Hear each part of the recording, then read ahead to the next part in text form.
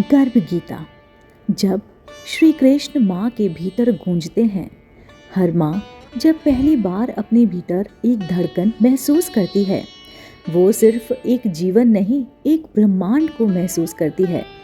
शरीर से पहले आत्मा जन्म लेती है और माँ वही प्रथम मंदिर बनती है, जहाँ ये आत्मा पहला मंत्र सुनती है। माँ बनना केवल शारीरिक अनुभव नहीं, यह एक आध्यात्मिक तपस्या है। जब अर्जुन युद्ध भूमि में डगमगाया, तब श्री कृष्ण ने गीता दी। आज जब माँ भय, शंका और चिंता से घिरती है, तब श्री कृष्ण फिर से बोलते हैं उसे गर्भ में, हे माँ, तू घबराना नहीं, तेरा प्रेम ही तेरा शस्त्र है, तेरी मुस्कान ही तेरा आशीर्वाद है और तेरे विचार ही तेरे शिशु का भविष्य है। गर्भ केवल माँ का नहीं होता, वह एक युग का गर्भ होता है। तू जैसा सोचेगी वैसा ही तेरा शिशु रचेगा। जब तू गुस्से में होती है, बच्चा डरना सीखता है। जब तू सेवा करती है, बच्चा करुणा से भरता है। जब तू मुस्कुराती है, शिशु को जीवन पर भरोसा होता है। गर्भ गीता वह अदृश्य संवाद है जो हर माँ के भीतर श्री कृष्ण फूंकते हैं। वह हर दिन माँ से कहते हैं, माँ, तेरा हर कर्म अब पूजा है, तेरे हर बोल अब संस्कार है और तेरा हर भाव अब शिक्षा है। यह कोई धार्मिक किताब नहीं, यह जीवन की गूंज है, जहाँ माँ केवल शरीर नहीं, एक संस्कृति को जन्म दे रही होती है। सुनिए राधा की कहानी। वह तनाव में जी रही थी, अनगिनत सवालों के साथ। फिर एक दिन उसने गर्भ गीता सुनी और श्री कृष्ण की ये वाणी उसके भीतर गूंजने लगी। हे माँ, चिंता नहीं, चेतना बन।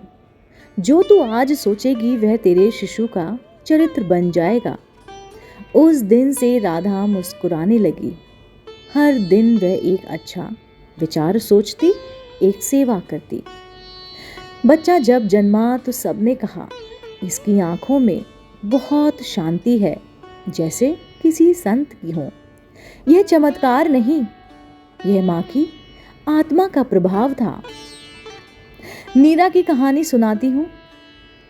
एक दिन घर में झगड़ा हुआ, पर नीरा चुप रही और मन में बोली, शिशु सुन रहा है, मैं अब शांति को चुनूंगी। उसने धीरे धीरे घर को मंदिर बना दिया। प्रभात की आरती, मधुर स्वर और प्रेम के भाव। और जब बच्चा आया, उसकी मुस्कान में ऐसा प्रकाश था जैसे गर्भ से ही देवत्व लेकर आया हो। गौरी एक गांव की साधारण माँ थी। खुद भूखी रहकर दूसरों को खाना देती थी। वह गर्भवती थी पर थकी नहीं, सेवा करती रही और उसका बेटा बड़ा होकर डॉक्टर बना। पर सबसे पहले वो एक अच्छा इंसान बना। पूजा की कहानी भी हमें प्रेरणा देती है। वह ऑफिस जाती, घर संभालती, फिर भी रोज 5 मिनट शिशु से बात करती। बेटा, हम प्रेम से जिएंगे, सच बोलेंगे और सबका भला करेंगे। जब बच्चा जन्मा, लोग कहते, ये बच्चा अलग है, ये शांत है, ये प्रकाशमान है, क्योंकि वह गर्भ में ही संस्कारों से गढ़ा गया था। हे माँ, तू केवल जीवन नहीं दे रही, तू भविष्य को आकार दे रही है।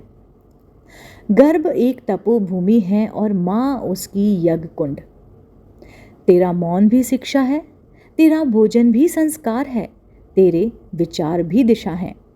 हे श्री कृष्ण, मुझे वह दृष्टि दो कि मैं हर कर्म को पूजा समझूं, हर भावना को समर्पण बना दूं और अपने शिशु को केवल जन्म ही नहीं, चरित्र भी दूं।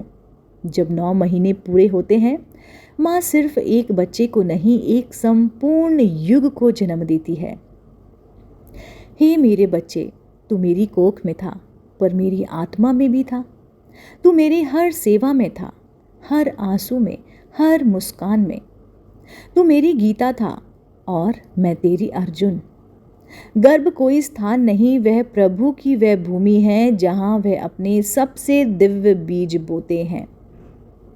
हर माँ एक कलाकार है जो अपनी आत्मा के रंगों से अपने शिशु की आत्मा को सजाती है। माँ जैसा करेगी वैसा ही उसका बच्चा बनेगा। गर्भ वही भूमि है जहां भविष्य की सबसे महान आत्माएं आकार लेती हैं। अगर ये वाणी आपके हृदय को स्पर्श करे तो कमेंट में राधे कृष्ण ज़रूर लिखिए। आपके शब्द हमारे लिए आशीर्वाद हैं। गर्व गीता, जीवन निर्माण की पवित्र यात्रा।